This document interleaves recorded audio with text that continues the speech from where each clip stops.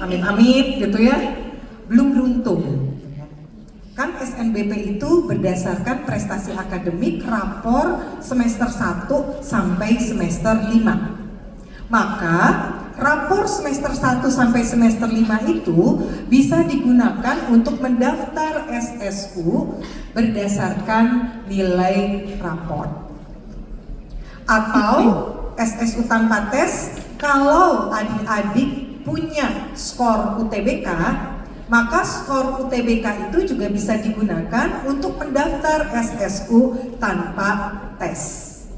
Jadi basisnya bisa nilai rapor, bisa UTBK, kemudian ada juga yang berdasarkan talenta dan prestasi non-akademik yang tadi saya sampaikan.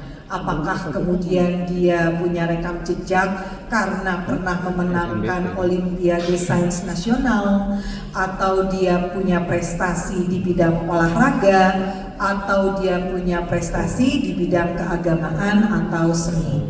Yang di bidang keagamaan memang belum resmi ya Pak Irfan, tetapi Pak Rektor itu visinya adalah inklusivitas.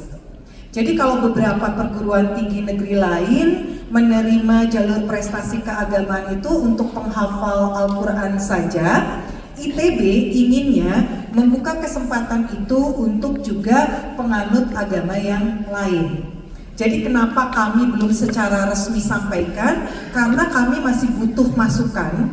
Kalau agamanya non-muslim, prestasi keagamaannya berdasarkan apa gitu ya. Jadi misalnya ada Hindu, ada Buddha, Katolik, Protestan yang tentu punya tolok ukur atau parameter penilaian yang berbeda-beda.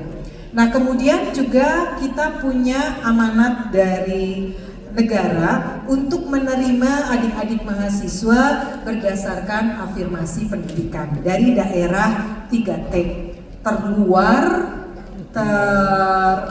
terluar, terjauh gitu ya, kemudian tertinggal gitu ya. Nah, itu ada porsinya juga. Plus 1, kalau bisa, oh ini mas jalur tanpa tes ya, boleh lanjut.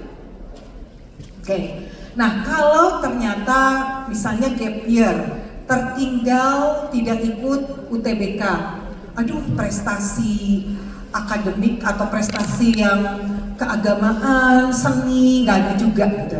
Terus masih punya kesempatan nggak? Masih bisa, tapi dengan jalur tes, dengan ujian gitu ya. Nah, jalur tes ini, materi yang diujikan adalah yang disebut ITB EQ Test, Academic Qualification. Nah, apa saja materi yang diujikan? Untuk prodi sains dan teknik, matematika dan fisika. Untuk prodi manajemen dan bisnis, hanya matematika. Untuk FSRD plus arsitektur, kalau arsitekturnya matematika dan fisika ya, plus gambar. Kalau prodi seni rupa dan desain, matematika dan menggambar. Karena selama 4 tahun kuliah di Fakultas Seni Rupa dan Desain, apapun program studinya, kita akan berkomunikasi melalui bahasa visual. Jadi gambar itu memang persyaratan utama. Lalu bagi peserta ini sudah dijelaskan, kemudian penetapan kelulusan didasarkan pada ini semua ujiannya bersifat daring, online. Jadi biasanya kita akan pakai provider khusus ya, ada kebutuhan misalnya perangkat tertentu, kapasitasnya harus seperti apa, dan sepanjang tes kamera itu harus on gitu ya. Termasuk misalnya kalau ada tes menggambar, proses menggambar itu harus selalu terekam oleh kamera. Next. Oke, saya ternyata matanya sudah labur ya, karena angkatan 89 gitu ya, bisa diperkirakan saya sudah lewat kepala. Selalu dibahas terus nih, aduh maaf ya Bu. Jadi saya harus lihatnya ke layar depan. Jadi ini persyaratan umum gitu ya. Jadi sebetulnya kemarin banyak yang bertanya, Bu, kalau kami dari pesantren, kami bisa nggak masuk ITB? Sangat-sangat bisa. SMK bisa, pesantren bisa, paket C pun bisa ya Pak ya.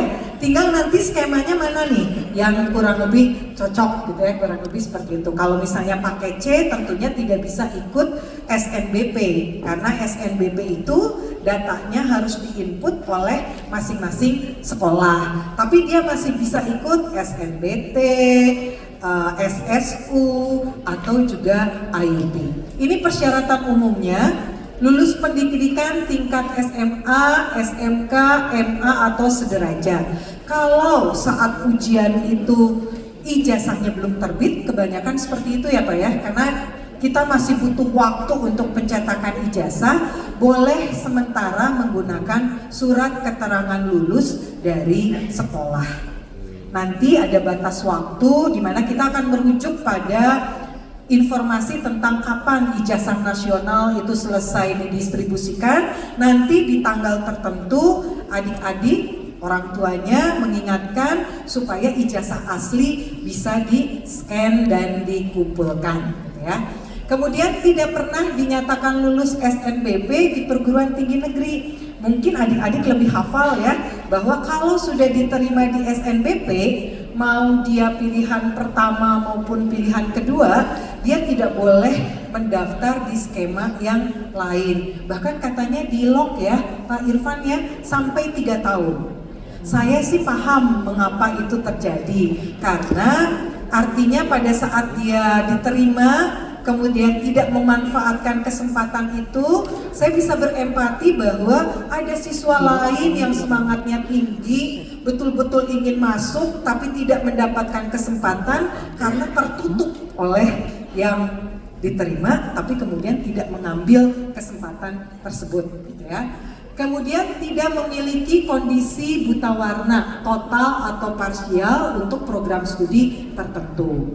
Misalnya FSRD, karena mau tidak mau kalau FSRD mendesain gitu ya, kita harus tahu gitu warna mana yang kemudian sesuai dan seterusnya. Atau misalnya teknik kimia gitu ya, harus tahu gitu ya bagaimana mencampur jenis zat tertentu, jangan sampai salah campur dan seterusnya.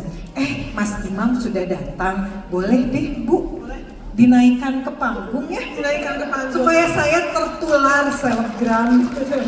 Selamat datang kembali Mas Imam. Karena jangan-jangan banyak berkumpul di ruangan ini lebih karena Mas Imam dibandingkan Pak Irfan atau Pasti karena itu. apalah saya Pak, kayak serpihan rengginang gitu kan. Oke, jadi itu ya persyaratan umumnya, silakan di foto atau dilihat. Tapi sebetulnya jangan khawatir Bapak Ibu. Bapak Ibu juga bisa selalu mengikuti perkembangan skema penerimaan ini melalui website Admission ITB AC ID gitu ya. Jangan percaya info-info dari tempat lain gitu ya, karena banyak yang juga hoax gitu ya. Nah kemudian untuk yang jalur tes sama juga mengunggah bukti kelulusan. Kemudian yang jalur tes ini bagi lulusan tahun 2026 mengunggah surat kelulusan, bagi lulusan tahun 2024 dan 2025 jadi yang gap year itu sudah harus mengunggah ijazah asli. Kalau dia tidak punya UTBK berarti, atau tadi ya tidak mengikuti jalur raport, berarti dia mengikuti ITB EQ tes secara daring. Tadi yang tesnya matematika dan fisika. Kemudian yang jalur non tes kurang lebih masih sama, tahunnya boleh dari SMA, SMK, MA sederajat tahun 2026. Kalau dia mengikuti talenta unggul, maka mereka akan diminta untuk mengunggah portofolio bukti prestasi dan talenta gitu ya.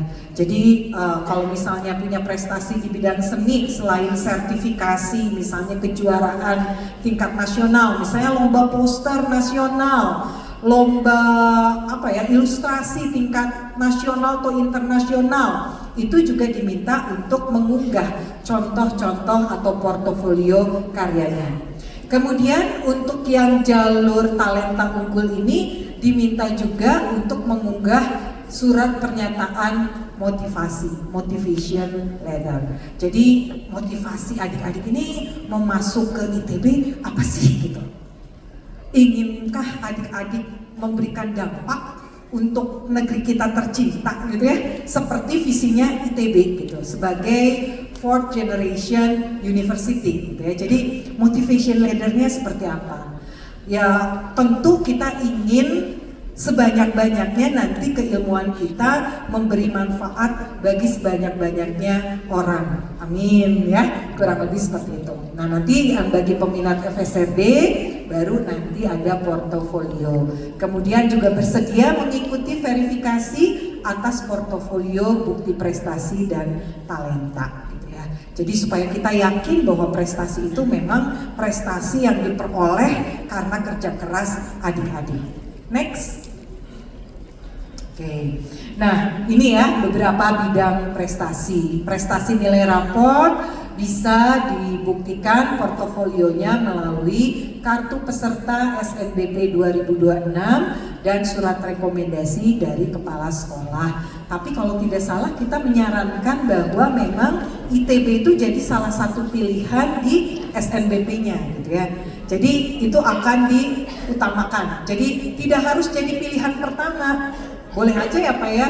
Boleh aja kan? Pilihan pertamanya X gitu ya. Pilihan keduanya ITB fakultas apa gitu ya. Jadi kalau SNBP kan sebetulnya sudah semacam verifikasi bagi kami bahwa secara kualifikasi akademik adik-adik sudah melakukan persaingan dengan siswa se-Indonesia gitu ya. Jadi itu kami anggap prestasi yang membantu juga nilai rapor. Untuk prestasi nilai UTBK dibuktikan dengan kartu peserta SNBT 2026 dan sertifikat nilai UTBK. Untuk prestasi Olimpiade Sains tingkat nasional dengan sertifikat Olimpiade Sains Nasional tingkat SMA atau sederajat atau dari rekomendasi panitianya dan surat rekomendasi dari kepala sekolah. Ya. Lalu prestasi nasional bidang seni sekurang-kurangnya 2 karya yang mendapatkan penghargaan prestasi tingkat nasional, dilengkapi surat keterangan dari penyelenggara kegiatan terkait dan surat rekomendasi dari kepala sekolah. Prestasi nasional bidang olahraga, data raihan prestasi olahraga sekurang-kurangnya 2 prestasi di tingkat nasional, dilengkapi surat keterangan. Walaupun kita juga belum fix ya, apakah semua jenis olahraga atau hanya olahraga yang sifatnya individual gitu ya. Kan kalau misalnya sepak bola kesebelasan gitu ya, 11 orang, bagaimana kita menilai prestasinya gitu. Jadi kami masih detailnya diskusikan gitu ya di tingkat pimpinan ITB. Kalau prestasi bidang keagamaan, ternyata sudah di sini dituliskan surat keterangan hafiz Quran dari kepala sekolah atau kepala pondok pesantren di mana siswa menempuh pendidikan yang menyatakan telah menghafal sekurang-kurangnya 15 juz. Tadi kebetulan ada orang tua yang bertanya, Bu, anak saya itu dapat sertifikasinya waktu SMP karena di SMA pelajarannya jauh lebih kompleks dan saya ingin dia lebih fokus kepada pelajaran SMA. Jadi bolehkah sertifikasi yang SMP itu digunakan?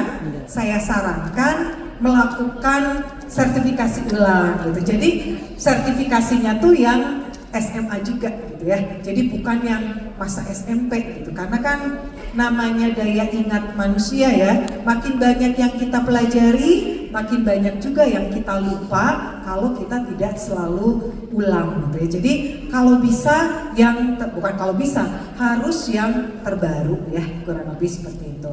Next, mungkin kalau pertanyaan nanti disatukan saja ya Pak Ivan dan Pak Imam. Oke. Ini untuk skema beasiswa unggul gitu ya. Jadi SSU ITB juga memiliki seleksi penerimaan mahasiswa.